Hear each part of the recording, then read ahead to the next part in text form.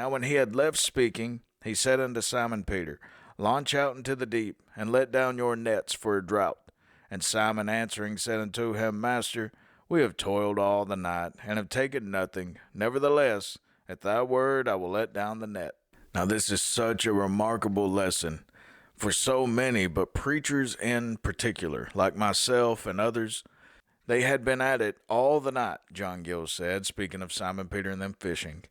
They had been at it all the night and had labored hard and were even fatigued and quite wearied out.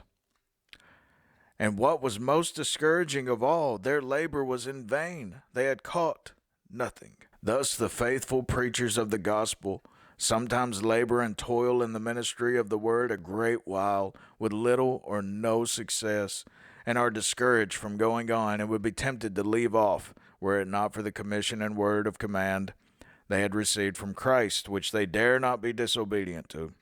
And for the word of promise he has given them, to be with them, on which they depend. Remember, preachers, in every instance, even in the lowest of the low, the Lord knows your labor of love for him.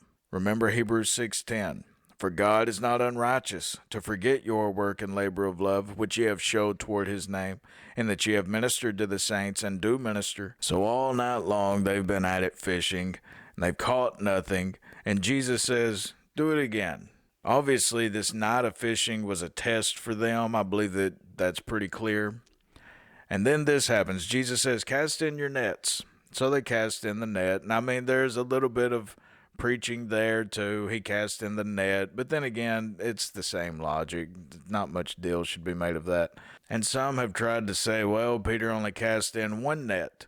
Well, that's really all that they could cast in at once. Now think about it. If he cast in other nets, let's say on the other side, they couldn't have carried the fish at all.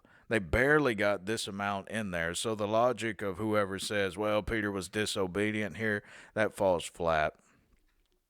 And when they had this done, they enclosed a great multitude of fishes, and their net brake.